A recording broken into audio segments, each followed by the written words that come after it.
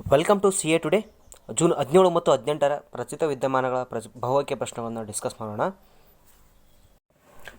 ತಿಯಾಂಗಾಂಗ್ ಬಾಹ್ಯಾಕಾಶ ನಿಲ್ದಾಣ ಯಾವ ದೇಶಕ್ಕೆ ಸಂಬಂಧಿಸಿದೆ? ಇಲ್ಲಿ ಆನ್ಸರ್ ಬಂದ್ಬಿಟ್ಟು ಚೀನಾ ದೇಶಕ್ಕೆ ಸಂಬಂಧಿಸಿದ ಒಂದು ಇದು ಬಾಹ್ಯಾಕಾಶ ನಿಲ್ದಾಣವಾಗಿದ್ದು, ರೀಸೆಂಟಾಗಿ CMSA ಅಂದರೆ ಚೀನಾ ಮ್ಯಾನ್ಡ್ ಸ್ಪೇಸ್ ಏಜೆನ್ಸಿ ಶೆನ್ಶಾವ್ ಎಂಬ ಆಕಾಶ ನೌಕೆಯನ್ನು ಬಳಸಿ 3 ಗಗನಯಾತ್ರಿಗಳನ್ನು ಟಾಂಗ್ ಓಗ್ಬೋ, ನಿಯೆ ಐಶಿಂಗ್ ಮತ್ತು ಲಿಯು ಬೋಯಿಂಗ್ ಅಂತ ಒಂದು 3 ಗಗನಯಾತ್ರಿಗಳನ್ನು ಈ ಬಾಹ್ಯಾಕಾಶ ನಿಲ್ದಾಣಕ್ಕೆ ಕಳುಹಿಸಿತು.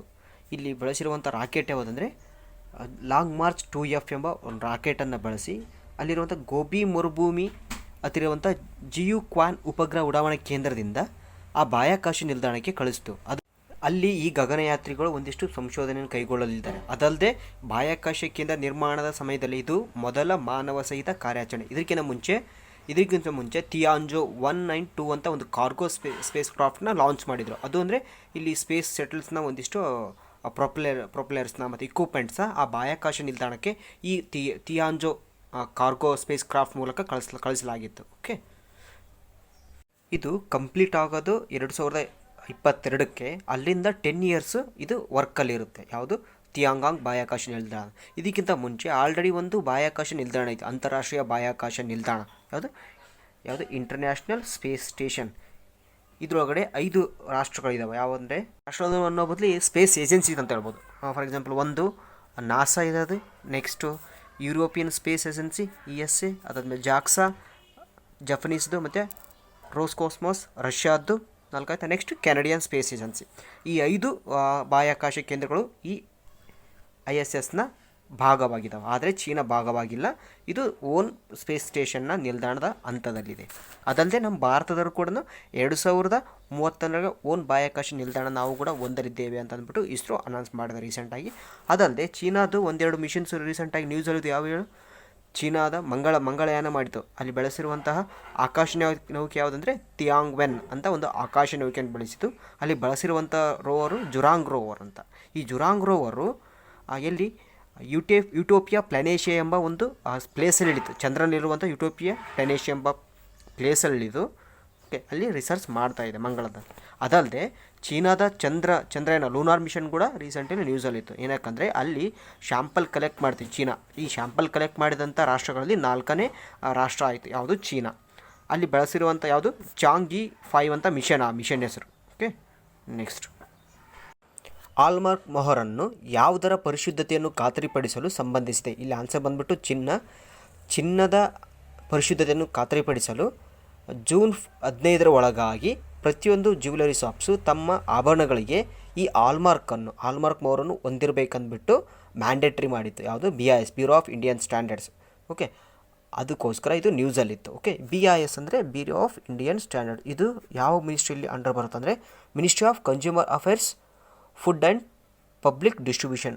ಈ ಮಿನಿಸ್ಟ್ರಿಯಲ್ಲಿ ಬರುವಂಥ ಒಂದು ವಿಶ್ವದ ಮೊದಲ ವುಡ್ ಸ್ಯಾಟಲೈಟ್ ಉಡಾವಣೆ ಮಾಡಿದ ಬಾಹ್ಯಾಕಾಶ ಸಂಸ್ಥೆ ಯಾವುದು? Wood satellite. ಇಲ್ಲಿ ಆನ್ಸರ್ ಬಂದ್ಬಿಟ್ಟು ಇಲ್ಲಿ European space agency ESA.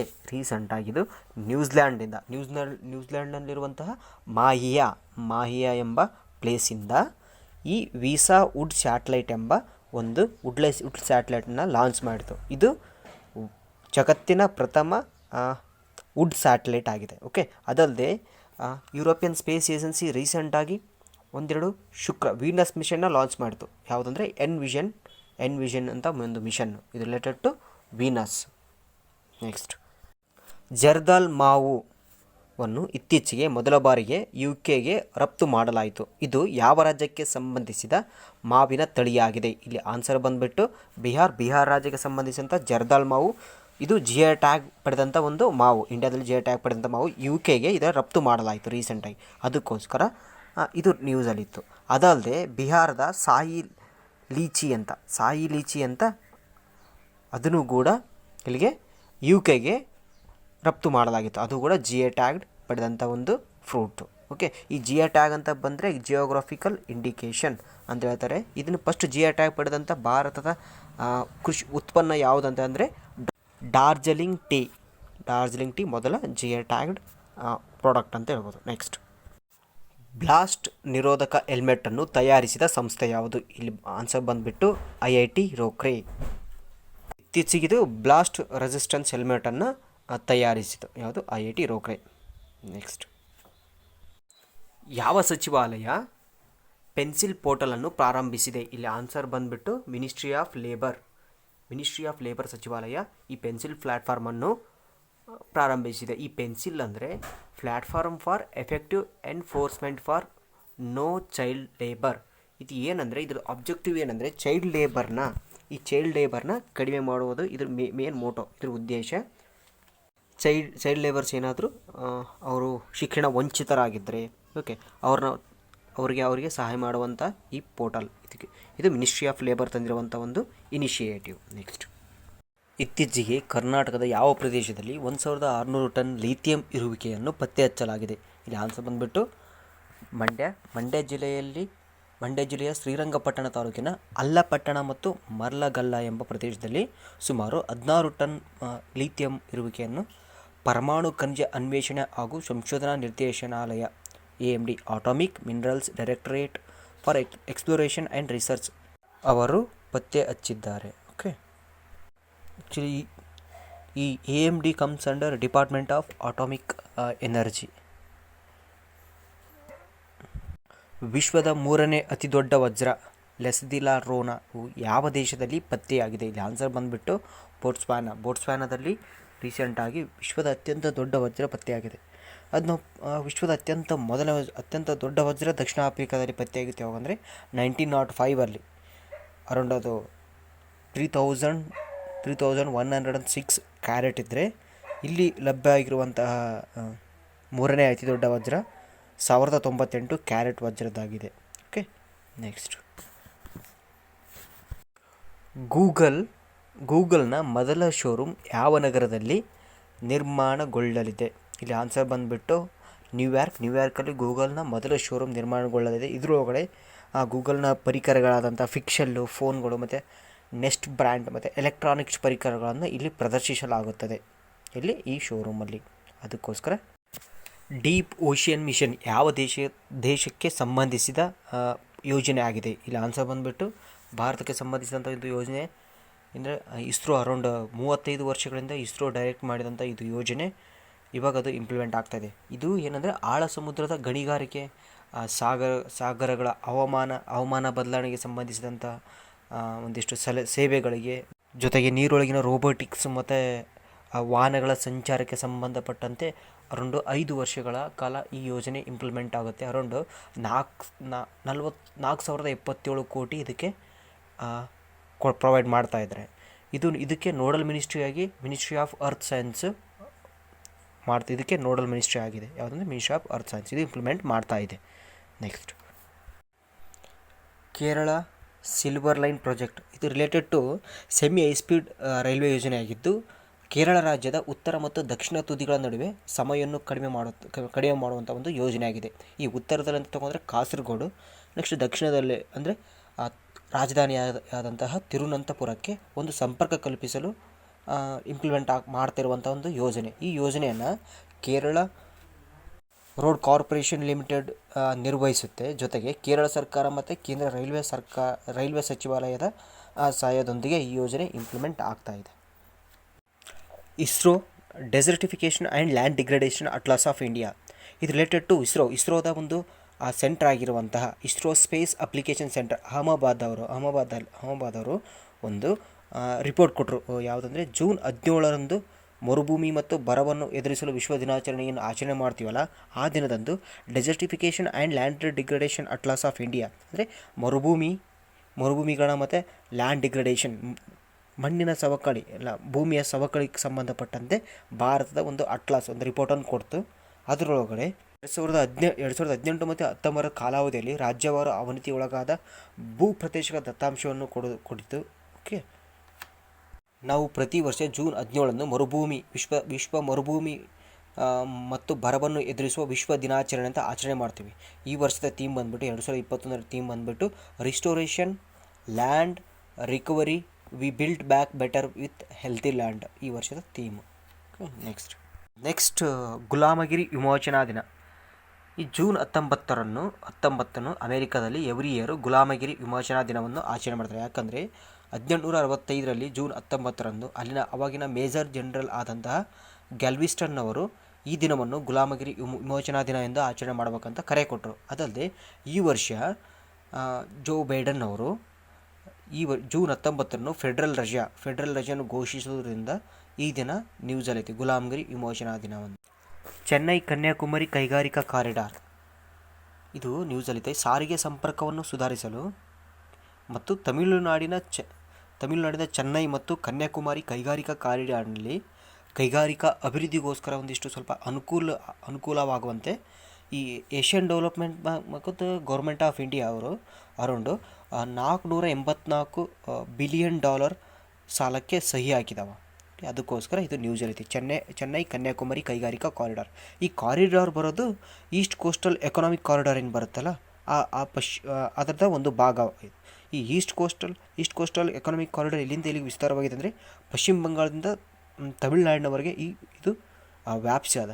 Okay, ಇಲ್ಲಿ ಉದ್ಯಮ ಮತ್ತು ಮೂಲ ಸೌಕರ್ಯಗಳ ಒಂದು ನಡುವೆ ಒಂದು ಪರಸ್ಪರ ಒಂದು ಪರಿಣಾಮಕಾರಿ ಐಕ್ಯತೆಯನ್ನು ನಿರ್ಮಿಸುವ ಉದ್ದೇಶದಿಂದ ಆರ್ಥಿಕ ಮತ್ತು ಸಾಮಾಜಿಕ ಅಭಿವೃದ್ಧಿಗೆ ಕಾರಣವಾಗುವಂತೆ ಮಾಡಲು ಈ ಕಾರಿಡಾರನ್ನು ನಿರ್ಮಿಸಲು ಈ ಏಷ್ಯನ್ ಡೆವಲಪ್ಮೆಂಟ್ ಮತ್ತು ಗೌರ್ಮೆಂಟ್ ಆಫ್ ಇಂಡಿಯಾ ಸಹಿ ಹಾಕಿವೆ ಅಂತ ಹೇಳ್ಬೋದು. ನೆಕ್ಸ್ಟ್ ADMM+ ಇಂದು ASEAN defence ministers meeting plus ಅಂತ. ಇದು ಆಸಿಯನ್ ರಕ್ಷಣಾ ಮಂತ್ರಿಗಳ ಸಭೆ ರಿಲೇಟೆಡ್. ಇದು 8ನೇ ಸಭೆ ಬ್ರೂನೇದೊಳಗಡೆ ನಡೀತು. ಓಕೆ, ಇದು ಆಸಿಯನ್ ರಾಷ್ಟ್ರಗಳ ಜೊತೆಗೆ Australia, China, India, Japan, New Zealand, south Korea, Russia ಮತ್ತು USA ಒಳಗೊಂಡಂಥ ಒಂದು ಸಭೆ. ಇದು ಸ್ಟಾರ್ಟ್ ಆಗಿದ್ದು 2007ರಲ್ಲಿ ಸಿಂಗಾಪುರದಲ್ಲಿ ಸ್ಟಾರ್ಟ್ ಆಗಿದೆ ADMM+ ಎಂಬುದು. ಓಕೆ, ಇಲ್ಲಿ ಏನಂದರೆ ಈ ದಕ್ಷಿಣ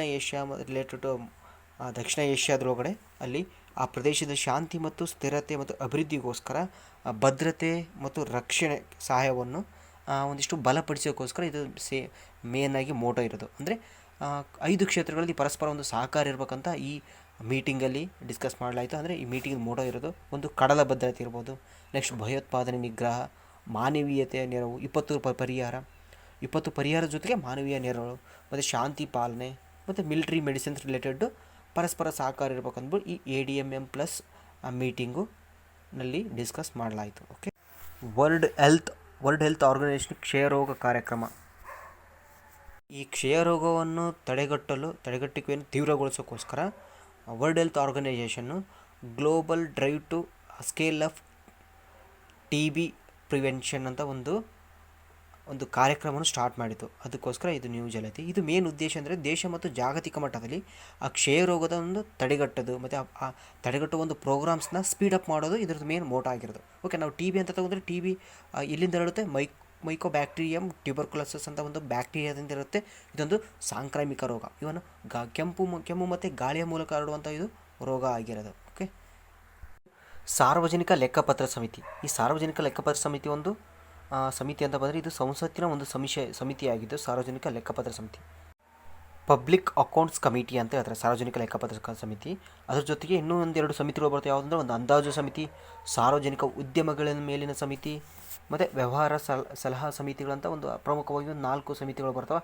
ಅರೌಂಡ್ ಇನ್ನೂ ಒಂದು 10-15 ಸಮಿತಿಗಳು ಇದಾವೆ. ನಾವು ಮೇಜರ್ ಆಗಿ ತಗೊಂಡು ಒಂದು 3 ಸಮಿತಿಗಳು ಯಾವ್ದು, ಒಂದು ಅಂದಾಜು ಸಮಿತಿ, ಒಂದು ಸಾರ್ವಜನಿಕ ಲೆಕ್ಕಪತ್ರ ಸಮಿತಿ ಮತ್ತು ಸಾರ್ವಜನಿಕ ಉದ್ಯಮಗಳ ಮೇಲಿನ ಸಮಿತಿ ಅಂತ ನಾವು ಈ 3 ಮೇಜರಾಗಿ ತಗೊಂತೀವಿ. ಅದರೊಳಗಡೆ ಈ ಸಾರ್ವಜನಿಕ ಲೆಕ್ಕಪತ್ರ ಸಮಿತಿ ರೀಸೆಂಟಲ್ಲಿ ನ್ಯೂಸಲ್ಲಿತ್ತು. ಏನಕ್ಕಂದರೆ ಈ ಲಸಿಕೆ ಉತ್ಪಾದನೆ ಮತ್ತು ವಿತರಣೆಗೆ ಸಂಬಂಧಪಟ್ಟಂತೆ ಸಾರ್ವಜನಿಕ ಲೆಕ್ಕಪತ್ರ ಸಮಿತಿಯಲ್ಲಿರುವಂಥ ಒಂದಿಷ್ಟು ಸದಸ್ಯರ ಮಧ್ಯೆ ಯಾವುದೇ ಒಂದು ಒಮ್ಮತ ಅಭಿಪ್ರಾಯ ಬರದ ಕಾರಣದಿಂದಾಗಿ ಆ ವಿಷಯವನ್ನು ಇತ್ತೀಚೆಗೆ ಅದನ್ನ ಕೈ ಬಿಟ್ಟಿದ್ದಾರೆ ಅದರ ಲೆಕ್ಕಪತ್ರ ಸಮಿತಿ ಒಳಗಡೆ. ಓಕೆ, ಈ ಸಾರ್ವಜನಿಕ ಲೆಕ್ಕಪತ್ರ ಸಮಿತಿಯಲ್ಲಿ ಟೋಟಲಾಗಿ 22 ಜನ ಇರ್ತಾರೆ. 15 ಜನ ಲೋಕಸಭೆಯಿಂದ ಆಯ್ಕೆ ಮಾಡಿದರೆ 7 ಜನ ರಾಜ್ಯಸಭೆಯಿಂದ ಆಯ್ಕೆ ಮಾಡ್ತಾರೆ. ಅದರ ಸಂಬಂಧಪಟ್ಟಂಥ ಸಭಾಧ್ಯಕ್ಷರು ಈ ಸದಸ್ಯರನ್ನ ಆಯ್ಕೆ ಮಾಡ್ತಾರೆ. ಇವರ ಅಧಿಕಾರಾವಧಿ 1 ವರ್ಷ ಆಗಿರುತ್ತೆ. ಓಕೆ, ಇವನ್ನೆಲ್ಲ ಆಯ್ಕೆ ಮಾಡಿದ್ರೆ ಲೋಕಸಭೆಯ ಸ್ಪೀಕರ್ಗಳನ್ನು ಆಯ್ಕೆ ಮಾಡ್ತಾರೆ. ಓಕೆ, ನೆಕ್ಸ್ಟು ಇದರ ಅಧ್ಯಕ್ಷರು ಯಾರಾಗಿರ್ತಾರೆ ಅಂದರೆ 1967ರಿಂದನೂ ಲೋಕಸಭೆಯ ಪ್ರತಿಪಕ್ಷ ನಾಯಕರು ಯಾರಾಗಿರ್ತಾರೆ ಈ ಸಾರ್ವಜನಿಕ ಲೆಕ್ಕಪತ್ರ ಸಮಿತಿಯ ಅಧ್ಯಕ್ಷರಾಗಿರ್ತಾರೆ. ಓಕೆ, ಇದು ಮೇನ್ ಕೆಲಸ ಏನು ಮಾಡುತ್ತಂದರೆ ಸಿ ಎ ಜಿ ಅವರು ಅದಕ್ಕೆ ಅಂದರೆ ಕಂಟ್ರೋಲ್ ಆ್ಯಂಡ್ ಆಡಿಟರ್ ಜನರಲ್ ಏನಿದಾರಲ್ಲ ಅವರ ವರದಿಯನ್ನು ಪರಿಶೀಲನೆ ಮಾಡುತ್ತೆ. ಅಂದರೆ ಪ್ಯಾಕ್ ಅಂದರೆ ಪಬ್ಲಿಕ್ ಅಕೌಂಟ್ಸ್ ಕಮಿಟಿ. ಓಕೆ, ಇದು ಅತ್ಯಂತ ಹಳೆಯ ಸಮಿತಿ ಅಂತಲೇ ಹೇಳ್ತಾರೆ. ಯಾಕಂದರೆ ಈ ಮಾಂಟಿಗೋ ಚೆಂಫರ್ಡ್ ಏನು ಆ್ಯಕ್ಟ್ ಬಂತು ನೋಡ್ರಿ 1990 ಮಾಂಟಿಗೋ ಚೆಂಫರ್ಡ್ಸ್ ಸುಧಾರಣೆಗಳು ಅಂತ ಬಂದಲ್ಲ, ಅದ್ರದ್ದು ಅಲ್ಲಿ ಅವಾಗಿಂದನೇ ಇದು ಸ್ಥಾಪನೆ ಆಗಿದೆ. 1921ರಲ್ಲಿ ಫಸ್ಟ್ಗೆ ಇದನ್ನು ರಚನೆ ಮಾಡಲಾಯಿತು. ಓಕೆ, ಇದು ನೀತಿ ಮತ್ತು ನಿರೂಪಣೆಗಳಿರ್ತಾವಲ್ಲ, ಇವು ಕಾರ್ಯಗಳು ಅಂದರೆ ಎಲ್ಲೆಲ್ಲಿ ಹಸ್ತಕ್ಷೇಪ ಇವು ಇರಲ್ಲ, ಎಲ್ಲೆಲ್ಲಿ ಇದ್ರದ್ದು ಕಾರ್ಯಗಳಂತ ಬಂದರೆ ಈ ನೀತಿ ನಿರೂಪಣೆ ಹಸ್ತಕ್ಷೇಪ ಮಾಡಲು ಸಾಧ್ಯವಿಲ್ಲ. ಅಂದರೆ ಯಾವುದೇ ಒಂದು ಗೌರ್ಮೆಂಟ್ ಪ್ಲ್ಯಾನ್ಸ್ ಇರ್ತಾವಲ್ಲ ಅದ್ರ ರಿಲೇಟೆಡ್ ಹಸ್ತಕ್ಷೇಪ ಮಾಡೋಕ್ಕೆ ಬರೋಂಗಿಲ್ಲ. ಅದಲ್ಲದೆ ಖರ್ಚು ಮಾಡಿದ ನಂತರವಷ್ಟೇ ಅದ್ರ ರಿಲೇಟೆಡ್ ಮೇಲ್ವಿಚಾರಣೆ ಮಾಡ್ಬೋದು ಇದು. ಮತ್ತು ಖರ್ಚನ್ನು ಮಿತಿಗೊಳಿಸುವ ಅಧಿಕಾರ ಇಲ್ಲ. ಅದ್ರ ರಿಲೇಟೆಡ್ ಏನಾದರೂ ಮೇಲ್ವಿಚಾರಣೆ ಮಾಡ್ಬೋದು. ಫಾರ್ ಎಕ್ಸಾಂಪಲ್ 2G ಸ್ಪೆಕ್ಟ್ರಮ್ ಹಾಕೋಣ, ಅದ್ರ ರಿಲೇಟೆಡ್ ಏನಾದರೂ ಇನ್ನೆಷ್ಟು ಮೇಲ್ವಿಚಾರಣೆ ಮಾಡ್ಬೋದು. ಬಟ್ ಅವರ ಖರ್ಚನ್ನು ಮಿತಿಗೊಳಿಸೋದು ಇರಲಿಕ್ಕೆ ಅವ್ರಿಗೆ ಇದು ಶಿಕ್ಷೆ ಕೊಡುವಂಥ ಒಂದು ಅಧಿಕಾರ ಯಾವುದೇ ಇದು ಹೊಂದಿಲ್ಲ. ಅದಲ್ಲದೆ ಈ ದಿನನಿತ್ಯ ಆಡಳಿತದೊಳಗಡೆ ವ್ಯವಹಾರದಲ್ಲಿ ಇದೇನು ಹಸ್ತಕ್ಷೇಪ ಮಾಡಲು ಬರೋದಿಲ್ಲ ಯಾವುದು ಪಬ್ಲಿಕ್ ಅಕೌಂಟ್ಸ್ ಕಮಿಟಿ. ಅದಲ್ಲದೆ ಈ ಸಮಿತಿಯನ್ನು ಶಿಫಾರಸುಗಳು ಕೊಡ್ತಾರೆ. ಯಾವುದೋ ಒಂದಿಷ್ಟು ಕಾರ್ಯಾಂಗಕ್ಕಾಗಿರಲಿ ಯಾವುದಕ್ಕಾಗಿರಲಿ ಏನಾದರೂ ಶಿಫಾರಸು ಕೊಟ್ಟರೆ ಇವು ನಾಟ್ ಬೈಂಡಿಂಗ್, ಅಂದರೆ ಇವು ಸಲಹಾತ್ಮಕ ಒಂದು ರೂಪದಲ್ಲಿರ್ತಾವೆ ಅಂತಲೇ ಹೇಳ್ಬೋದು. ಓಕೆ, ಅಂದರೆ ಈ ಸಚಿವಾಲಯ ಈ ಸಮಿತಿ ಕೊಡುವಂಥ ಯಾವುದಾದ್ರೂ ಒಂದಿಷ್ಟು ಸಲಹೆಗಳನ್ನು ತಿರಸ್ಕರಿಸಲೂಬೋದು. ಒಂದಿಷ್ಟು ಸಚಿವಾಲಯಗಳು ಇರ್ತಾವೆ, ಮಿನಿಸ್ಟ್ರೀಸು ಏನು ಕೊಡ್ತಾಯಿಲ್ಲ ಇವನ್ನ ತಿರಸ್ಕರಿಸಲೂಬೋದು. ಓಕೆ, ಅದಕ್ಕೋಸ್ಕರ ಈ ಪಬ್ಲಿಕ್ ಅಕೌಂಟ್ ಕಮಿಟಿ ಇಂಪಾರ್ಟೆಂಟ್ ಆಗುತ್ತೆ. ಅದಲ್ಲದೆ ಒಂದು ಅಂದಾಜು ಸಮಿತಿ ಅಂತ ಬರುತ್ತೆ. ನೆಕ್ಸ್ಟ್ ಸಾರ್ವಜನಿಕ ಉದ್ಯಮಗಳ ಮೇಲಿನ ಸಮಿತಿ ಅಂತ ಬರುತ್ತೆ. ಇವು ಕೂಡ ಇಂಪಾರ್ಟೆಂಟ್ ಆಗ್ತವೆ. ಈ 3 ಸಮಿತಿಗಳು ಇಂಪಾರ್ಟೆಂಟ್ ಆಗ್ತವೆ. ಇದ್ರ ಮೇಲೆ ಒಂದು ಕ್ವಶನ್ ಬಂದೇ ಬರುತ್ತೆ. ಓಕೆ, ಇದ್ರ ಟೋಟಲ್ ಸದಸ್ಯರ ಸಂಖ್ಯೆ 22, 15 ಜನ ಲೋಕಸಭೆಯಿಂದ ಆಯ್ಕೆ ಆದರೆ 7 ಜನ ರಾಜ್ಯಸಭೆಯಿಂದ ಆಯ್ಕೆ ಆಗ್ತಾರೆ. ಅಂದಾಜು ಸಮಿತಿ ಒಳಗಡೆ ಕೂಡ ಎಷ್ಟು ಅರೌಂಡ್ 30 ಜನ ಇರ್ತಾರೆ. ಆ 30 ಜನನೂ ಕೂಡ ಅಂದಾಜು ಸಮಿತಿ ಒಳಗಡೆ ಇಲ್ಲಿಂದ ಲೋಕಸಭೆಯಿಂದನೇ ಆಯ್ಕೆ ಆಗಿರ್ತಾರೆ. ಈ ಅಂದಾಜು ಸಮಿತಿ ಏನು ಮಾಡುತ್ತಂದರೆ ಈ ಅಂದಾಜುಗಳನ್ನು ಒಂದು ಪರಿಶೀಲನೆ ಮಾಡುತ್ತೆ. ಅಂದರೆ ಆಯವ್ಯಯ ಇರ್ತಲ್ಲ, ಬಜೆಟ್ ಅಂದಾಜನ್ನು ಪರಿಶೀಲನೆ ಮಾಡೋದು, ಮತ್ತು ಸಾರ್ವಜನಿಕ ವೆಚ್ಚದಲ್ಲಿ ಮಿತವ್ಯಯನ್ನು ಸಾಧಿಸ್ರಿ ಅಂತ ಅಂದ್ಬಿಟ್ಟು ಸಲಹೆಗಳನ್ನು ನೀಡುತ್ತೆ. ಓಕೆ, ಬಟ್ ಅದೇ ಯಾವುದು ಸಾರ್ವಜನಿಕ ಲೆಕ್ಕಪತ್ರ ಸಮಿತಿ ಈ ಸಲಹೆಯನ್ನು ಕೊಡೋಕ್ಕೆ ಅಧಿಕಾರ ಇರೋಂಗಿಲ್ಲ. ಅದಕ್ಕೆ ಇದೇನು ಹೇಳ್ತು ಗೊತ್ತಾ, ನಿರಂತರ ಮಿತವ್ಯಯ ಸಮಿತಿ ಅಂತ ಹೇಳ್ತಾರೆ. ಅದಕ್ಕೋಸ್ಕರ ಮಿತವ್ಯಯ ಮಾಡಿರಿ ಅಂತ ಹೇಳಿರುತ್ತೆ. ಅದಕ್ಕೋಸ್ಕರ ಈ ಸಮಿತಿನ ನಿರಂತರ ಮಿತವ್ಯಯ ಸಮಿತಿ ಅಂತ ಹೇಳ್ತಾರೆ. ಯಾವ ಸಮಿತಿನ? ಅಂದಾಜು ಸಮಿತಿನ. ಓಕೆ, ಅದಲ್ಲದೆ ಇನ್ನೊಂದು ಯಾವ ಸಮಿತಿ ಬರುತ್ತೆ, ಯಾವುದಂದರೆ ಸಾರ್ವಜನಿಕ ಉದ್ಯಮಗಳ ಮೇಲಿನ ಸಮಿತಿ. ಇಂಪಾರ್ಟೆಂಟ್ ಸಮಿತಿ ಆಗುತ್ತೆ ಇದು. ಇದೇನು ಗೊತ್ತಾ, ಕೃಷ್ಣ ಮೆನನ್ ಸಮಿತಿ ಶಿಫಾರಸಿನ ಮೇಲೆಗೆ ಈ ಸಾರ್ವಜನಿಕ ಉದ್ಯಮಗಳ ಮೇಲಿನ ಸಮಿತಿಯನ್ನು ಸ್ಥಾಪನೆ ಮಾಡಲಾಯಿತು, ಅಂದರೆ ರಚಿಸಲಾಯಿತು. ಇದು ಫಸ್ಟ್ ರಚಿತು 1964ರಲ್ಲಿ. ಈ ಸಮಿತಿಯಲ್ಲಿ ಕೂಡ 22 ಸದಸ್ಯರಿಂದ ಕೂಡಿರುತ್ತೆ. 15 ಜನ ಲೋಕಸಭೆಯಿಂದ ಹಾಗೂ 7 ಜನ ರಾಜ್ಯಸಭೆಯಿಂದ ಆಯ್ಕೆ ಆದರೆ ಇವರ ಅಧಿಕಾರಾವಧಿ ಕೂಡ 1 ವರ್ಷ ಇರುತ್ತೆ. ಇವನ್ ಅಂದಾಜು ಸಮಿತಿಯ ಸದಸ್ಯರ ಅಧಿಕಾರಾವಧಿ ಕೂಡ 1 ವರ್ಷ ಆಗಿರುತ್ತೆ. ಈ ಎಲ್ಲ ಸಮಿತಿಯಲ್ಲಿ ಏನಿರುತ್ತೆ ಅಂದರೆ ಯಾವುದೇ ಒಂದು ಸಚಿವರನ್ನು ಈ ಸಮಿತಿಯಲ್ಲಿ ಸದಸ್ಯರನ್ನಾಗಿ ನೇಮಕ ಮಾಡೋಕ್ಕಿರಂಗಿಲ್ಲ. ಓಕೆ, ಅದಲ್ಲದೆ ಈ ಸಾರ್ವಜನಿಕ ಉದ್ಯಮಗಳ ಮೇಲಿನ ಸಮಿತಿ ಏನು ಮಾಡುತ್ತೆ ಅಂದರೆ ಸಾರ್ವಜನಿಕ ಉದ್ಯಮಗಳ ದಕ್ಷತೆ ಮತ್ತು ಮಿತವ್ಯಯಕಾರಿಯಾಗಿ ಕಾರ್ಯನಿರ್ವಹಿಸ್ತಾ ಇದ್ದಾವೆ ಅಂತ ಹೇಳ್ಬಿಟ್ಟು ಸಲಹೆಯನ್ನು ನೀಡುತ್ತಿದೆ. ಯಾವುದು? ಸಾರ್ವಜನಿಕ ಉದ್ಯಮಗಳ ಮೇಲಿನ ಸಮಿತಿ. ಈ 3 ಸಮಿತಿಗಳು ಭಾಳ ಇಂಪಾರ್ಟೆಂಟ್ ಆಗ್ತವೆ. ಯಾವಂದರೆ ಯಾವ್ಯಾವ? ಫಸ್ಟು ಸಾರ್ವಜನಿಕ ಲೆಕ್ಕಪತ್ರಗಳ ಸಮಿತಿ, ಪ್ಯಾಕ್ ಅಂತ ಹೇಳ್ತಾರೆ. ಅದಾದಮೇಲೆ ಅಂದಾಜು ಸಮಿತಿ, ಥರ್ಡ್ ಒನ್ ಸಾರ್ವಜನಿಕ ಉದ್ಯಮಗಳ ಮೇಲಿನ ಸಮಿತಿ. ಇನ್ನೂ ಹಲವಾರು ಸಮಿತಿಗಳಿದ್ದಾವೆ. ಮೇಜರಾಗಿ ಈ 3 ಸಮಿತಿಗಳು ಅತ್ಯಂತ ಇಂಪಾರ್ಟೆಂಟ್ ಸಮಿತಿಗಳು ಅಂತಲೇ ಹೇಳ್ಬೋದು. Next central solenoidal. ಈ ಸೆಂಟ್ರಲ್ ಸಾಲಿನಾಯ್ಡಲ್ ಅನ್ನೋದೊಂದು ಜಗತ್ತಿನ ಅತ್ಯಂತ ದೊಡ್ಡ ಬೃಹತ್ ಅಯಸ್ಕಾಂತ. ಇದು ಇಲ್ಲಿ ಫ್ರಾನ್ಸ್ನಲ್ಲಿ ನಿರ್ಮಾಣ ಮಾಡ್ತಾ ಇದ್ದಾರೆ. ಇದು ಅರೌಂಡು 6 ಅಡಿ ಮೇಲೆ ಇದೆ. ಭೂಮಿಯಿಂದ 6 ಅಡಿ ಮೇಲೆ ಯಾವುದೇ ಒಂದು ವಸ್ತುವನ್ನು ತನ್ನ ಹತ್ರ ಸೆಳೆಯುವಂಥ ಒಂದು ಕೆಪಾಸಿಟಿ ಈ ಅಯಸ್ಕಾಂತ ಹೊಂದಿದೆ. ಇದನ್ನು ನಿರ್ಮಾಣ ಮಾಡ್ತಿರೋದು ಜನರಲ್ ಆಟೋಮಿಕ್ಸ್ ಅಂತ ಒಂದು ಕಂಪನಿ. ಎಲ್ಲಿಯದು? ಫ್ರಾನ್ಸ್ನ ಒಂದು ಕಂಪನಿ ನಿರ್ಮಾಣ ಮಾಡ್ತಾ ಇದೆ. ಓಕೆ, ನೆಕ್ಸ್ಟ್ ತೋಟಗಾರಿಕಾ ಬೆಳೆಗಳ ಉತ್ಕೃಷ್ಟತಾ ಕೇಂದ್ರ. ಅಂದರೆ ಇಂಡೋ ಇಸ್ರೇಲ್ ಏನು ಕೃಷಿ ಯೋಜನೆ ಅಡಿಯೊಳಗಡೆ ತೋಟಗಾರಿಕಾ ಬೆಳೆಗಳ ಉತ್ಕೃಷ್ಟ ಕೇಂದ್ರಗಳನ್ನು ಈ ಕೋಲಾರ, ಬಾಗಲಕೋಟೆ ಮತ್ತು ಧಾರವಾಡಗಳಲ್ಲಿ ನಿರ್ಮಿಸಲಾಗ್ತಾಯಿದೆ. ಕೋಲಾರದೊಳಗಡೆ ಮಾವಿಗೆ ಸಂಬಂಧಪಟ್ಟಂಥ ಒಂದು ಉತ್ಕೃಷ್ಟತೆ ಒಂದು ಕೇಂದ್ರ ನಿರ್ಮಾಣ ಮಾಡಿದೆ. ಬಾಗಲಕೋಟೆ ಒಳಗೆ ದಾಳಿಂಬೆ ರಿಲೇಟೆಡ್ ಮತ್ತು ಧಾರವಾಡದೊಳಗಡೆ ತರಕಾರಿ ರಿಲೇಟೆಡ್ ಉತ್ಕೃಷ್ಟತಾ ಕೇಂದ್ರಗಳನ್ನು ನಿರ್ಮಾಣ ಮಾಡ್ತಾ ಇದ್ದಾರೆ ಅಂತ ಹೇಳ್ಬಿಟ್ಟು ನರೇಂದ್ರ ಸಿಂಗ್ ತೋಮರ್ ಅವರು, ಕೃಷಿ ಸಚಿವರಾದಂಥ ನರೇಂದ್ರ ಸಿಂಗ್ ತೋಮರ್ ಅವರು ಇತ್ತೀಚೆಗೆ ಅನೌನ್ಸ್ ಮಾಡಿದರು. ಯಾವುದು? ಇಂಡೋ ಇಸ್ರೇಲ್ ಕೃಷಿ ಯೋಜನೆ ಅಡಿಯೊಳಗಡೆ ಈ ಕೇಂದ್ರಗಳನ್ನು ನಿರ್ಮಾಣ ಮಾಡಲಾಗ್ತಾಯಿದೆ. ಓಕೆ, ಸಂಚಾರಿ ಲಸಿಕಾ ವಾಹನ. ಈ ಸಂಚಾರಿ ಲಸಿಕಾ ವಾಹನ ಈಶಾನ್ಯ ಸಾರಿಗೆ ವ್ಯವಸ್ಥೆ, ಕರ್ನಾಟಕದ ಈಶಾನ್ಯ ಸಾರಿಗೆ ವ್ಯವಸ್ಥೆ ಡಿವಿಷನ್ ಇರುವಂಥ ಗುಲ್ಬರ್ಗ ಜಿಲ್ಲೆಯಿಂದ ರಾಜ್ಯದ ಮೊದಲ ಸಂಚಾರಿ ಲಸಿಕಾ ವಾಹನವನ್ನು ಗುಲ್ಬರ್ಗಾದಿಂದ ಪ್ರಾರಂಭಿಸಲಾಯಿತು. ಅಂದರೆ ಇದು ಈಶಾನ್ಯ ಕರ್ನಾಟಕ ಸಾರಿಗೆ. UNSDSN United Nations sustainable development solution network ರೀಸೆಂಟಾಗಿ ಒಂದು ರಿಪೋರ್ಟ್ನ ಬಿಡುಗಡೆ ಮಾಡ್ತೀವಿ. ಯಾವುದಂದರೆ ಸಸ್ಟೈನೇಬಲ್ ಡೆವಲಪ್ಮೆಂಟ್ ರಿಪೋರ್ಟ್. ಇದರೊಳಗಡೆ ಫಿನ್ಲ್ಯಾಂಡ್ ಪ್ರಥಮ ಸ್ಥಾನದಲ್ಲಿದ್ದರೆ ನಮ್ಮ ಭಾರತ 120ನೇ ಸ್ಥಾನದಲ್ಲಿದೆ.